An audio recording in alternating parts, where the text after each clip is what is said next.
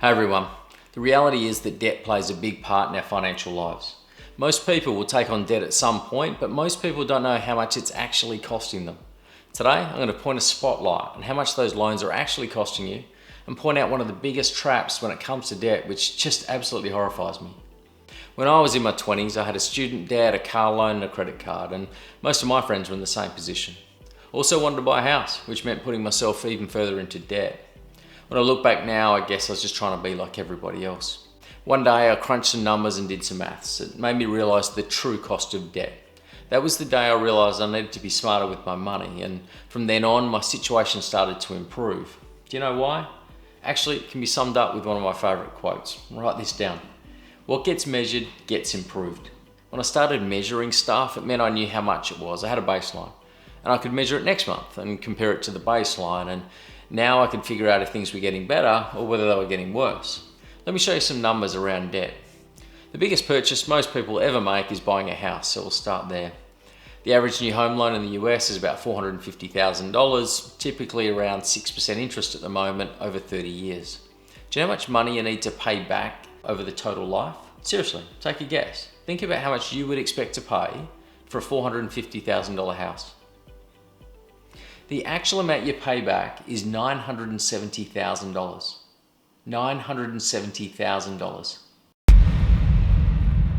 I've actually started work on a video about the fastest way to pay off your debt, so make sure you subscribe to see when that lands.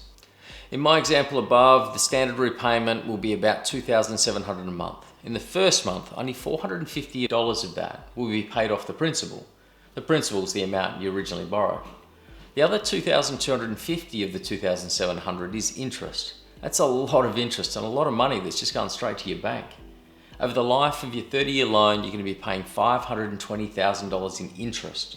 You only paid $450,000 for the house. So the next time you take on any new debt, figure out exactly what it's going to cost you for the life of the loan and then decide if it's worth it.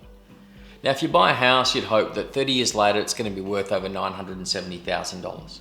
Also, because you're paying off your own home, it means you aren't renting and paying off someone else's.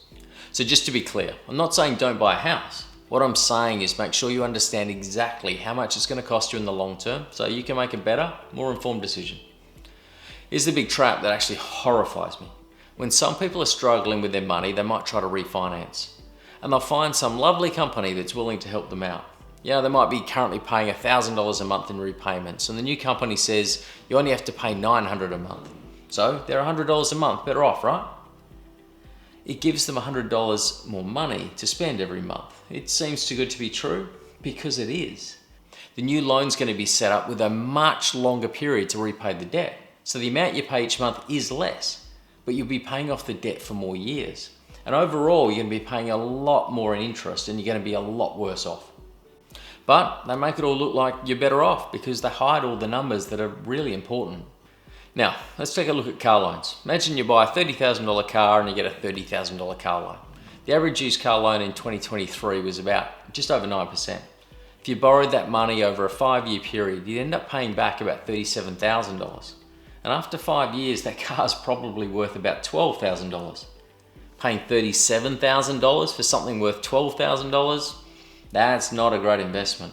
It's a perfect example of the middle class debt trap that many people fall into. The only thing worse, there's a lot of people out there leasing a car. So they get the nice looking car to drive around and they pay a premium for it, and they're effectively paying interest inside those payments, but at the end of it, they don't even own the car. It's just all that money's gone. Lots of people in the middle class get a pay raise, so they buy a nicer car to impress their neighbours, not really understanding how much it's going to cost them. The more you understand about these debt traps, the more likely you can avoid them. Credit cards have an even higher interest rate. In fact, they often charge around 30% interest. At the end of 2022, US household debt was over $17 trillion. It's a staggering figure. I'm not trying to scare you with these numbers. I just want you to be completely aware of the issues surrounding debt and the true cost of taking it on. Do the maths, check the fees before you take on any more debt. Because when you're paying back the loan and all the extra fees and interest, that's money that's not being invested for your future. That makes these debts a real roadblock to your financial freedom. And these are just the financial reasons to avoid and clear out your debt. The other important issue is that debt can be emotionally crippling. Just ask anyone with a lot of debt, and actually that's a lot of people. Debt can weigh on your mind, bring ongoing stress, affect your mental health, your relationships, and make it much harder to borrow money in the future. Trust me, I've been there. I've had plenty of debt, and hopefully you can learn from my mistakes rather than trial and error yourself. Another point on debt. It's really easy for financial experts to say that we shouldn't have any debt at all. But the reality is that most of us will have some debt at some point in our lives. So instead, try to avoid bad debt. When I say bad debt, I mean debt that you spend on something that goes down in value. As we saw earlier, paying $37,000 for a car that's going to be worth $12,000 is a really bad idea. Using debt for things like furniture or a holiday, it's just going to set you back. Good debt, on the other hand, is money borrowed for something that goes up in value, something that's an investment. For example, if you've done research and found a good investment property for a fair price in an area where you expect growth, which brings in income, then that might be worth borrowing money for. You'll be generating an income from the property to help pay off the loan, and over time you get capital growth as well. Eventually that asset's going to help fund your financial freedom. That's an example of good debt. Now is the perfect time to review your current debts. You might not like what you find, but it's better to know than to keep your head in the sand. It's time to grow up and really take ownership of the position you're currently in. Go and find out exactly how much you owe, the interest rate you're being charged, and also any fees that you're paying. Put it all in a spreadsheet and crunch the numbers. Work out how much you're going to be paying in total if you stick to the minimum repayments. If you're really brave, put it in the comments below. The banks, the media, the influencers, and the government, they all want you to borrow more so you can spend more. So it's no surprise that you've got lots of debt. But hopefully this helps you realize the true cost of debt so you can make more informed decisions in the future. Get control of your debt, get control of your life, because if you want to be financially free in the future, you really need to grow today.